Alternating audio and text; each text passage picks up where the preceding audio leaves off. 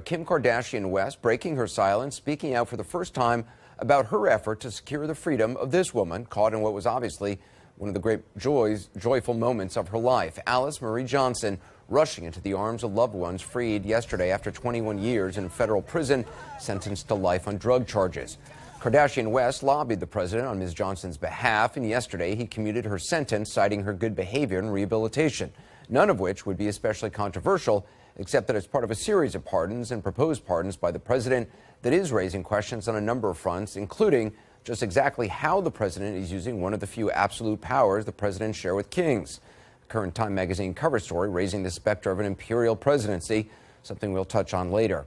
First, though, the case of Alice Marie Johnson and Kim Kardashian West, who spoke exclusively late today with CNN's Van Jones.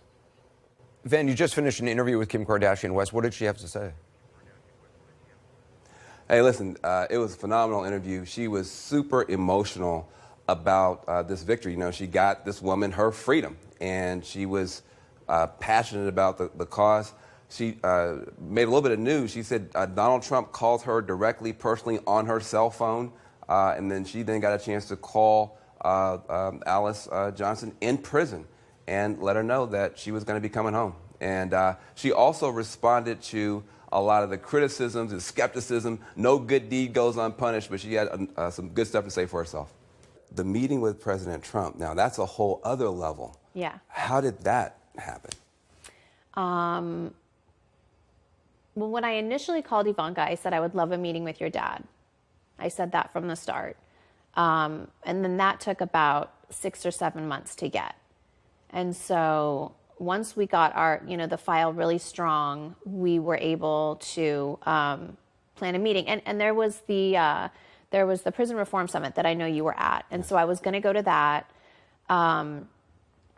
And my meeting was scheduled the day before that. And then things were changing, schedules were changing. And so they had rescheduled the meeting, and it happened to be on Alice's birthday. And that was the date they picked. And so I was like, okay, this is just all aligned. The stars are all in our favor today. I just feel that this is the right day to do it. And so you go in. We go in. That's crazy. You got to know, for normal people, Kim Kardashian going into the Trump White House, West Wing, the Oval Office. Yeah, I have to say, I never get starstruck. I was starstruck over the Oval Office. Yeah, President Trump actually called you. Yes. So you're sitting there, the phone rings, and what does it come up? It says Donald Trump, or what happens? No, it says unknown. And so I remember I was on the phone with my husband, and I said, wait, babe, I got to call you back. And it was a secretary on the line that said she had the president on the phone. And I knew it had to be some news. Hopefully, I was always really hopeful. And I had been in communication with Jared, so I was feeling things were looking really positive.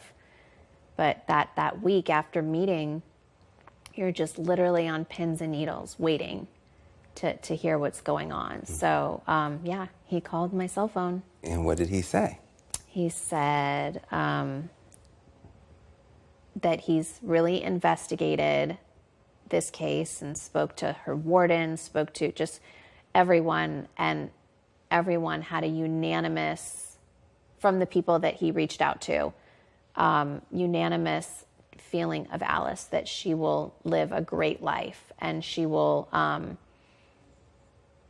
that she has done her time, has been such a model person in prison. She's never had any,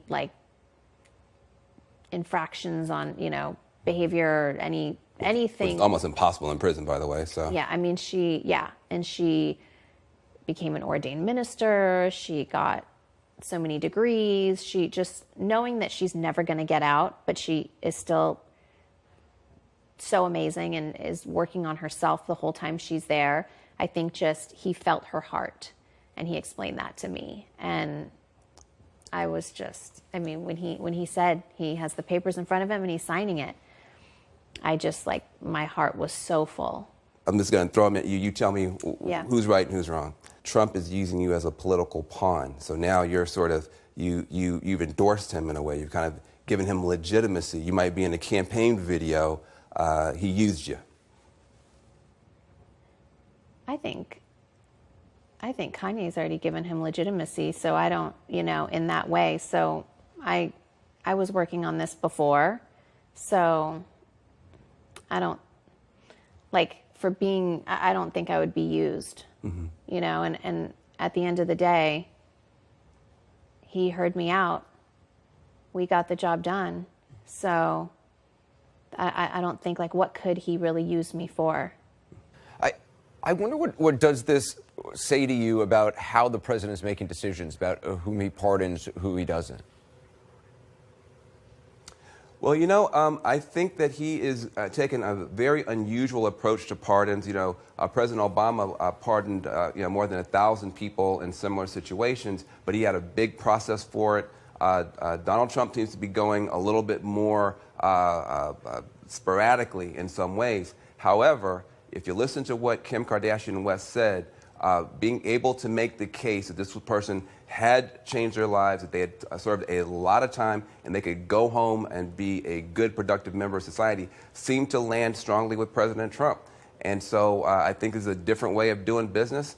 But if you are a family member of Miss Alice, you're pretty happy with his decision-making this week. I'm going to be speaking with Raymond Santana, obviously a member of the Central Park Five, coming up next. I'm just wondering, how do you make sense of a president who can show mercy to someone like Alice Marie Johnson, but still to this day has yet to apologize or admit he was wrong about, the horrible things he said about the Central Park Five?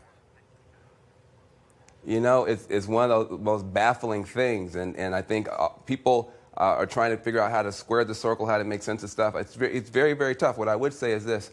I am glad President Trump did this. I hope he does more things like this. I hope he becomes more systematic in doing it. At the same time, it doesn't take away from some of the other bad stuff. If you got a kid and they get 9 questions wrong and they get 1 question right, you're glad they got the question right, but they still don't get an A. Donald Trump's got a long way to go to get to A when it comes to these issues around justice. Van Jones, thanks very much. Raymond Santana, in his case, he gave Kim Kardashian West a shout-out today. Just to remind you, in 1990, Santana and 4 others were convicted in the beating and rape of a jogger in New York Central Park. After serving years in prison, he and the rest of what became known as the Central Park Five were finally exonerated. Someone else committed the crime. DNA evidence confirmed it. Today, Raymond Santana tweeted, "I gave Kim Kardashian a lot of flack about speaking on prison reform, but when I found out she went to champion on Alice Johnson's behalf, I had to eat my words. Apologies to Kim Kardashian. Recognize your work. Salute." And in that one tweet, Raymond Santana was far more generous to Kim Kardashian West than the president ever was to him or the other members of the Central Park Five. In the weeks after the attack, Citizen Trump bought these full-page newspaper ads calling for a return of the death penalty. When the 5 were exonerated, he refused to accept it, and when the city agreed to a $41 million settlement with them, he wrote an opinion piece calling it a disgrace. He has, to this day, never apologized to Raymond Santana, who joins us, or any member of the Central Park Five. Raymond, I want to ask you the same question that I just asked Van Jones. How do you make sense of the president who can show mercy to someone like Alice Marie Johnson, but still to this day hasn't apologized to you or the other 4 of the Central Park Five? Anderson, it's when I first heard about it, I really thought that it was a good thing. I thought that it was a great thing that somebody was finally pardoned, that he had taken a step to do something, for Alice Johnson. But there's a part of me that, because of this man's track record, because we know that he's deceitful, he has lied several times, he has fabricated things, it's very hard to believe that it comes from a genuine place.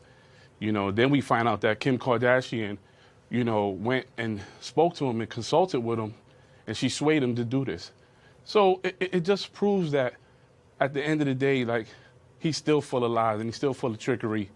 And that it hurts because here we are, right, in the pardon of Scooter Libby, right, and I quote, Donald said that, he didn't know the man personally, but he spoke to several people, and several people said that this guy was done unjustly, and that's what he went by. And in our case, we had DNA evidence, we had the prosecutor, right, we had several people who championed for us. And none of that mattered to him, and he didn't care. We were still guilty in his eyes. So at the end of the day, this move doesn't look like it comes from a good place. We can't trust him.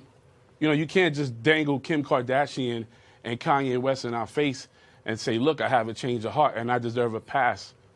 We heard from Kim Kardashian a bit ago the fact that there's been a celebrity component to some of these pardons, whether it's with her or Sylvester Stallone and Jack Johnson.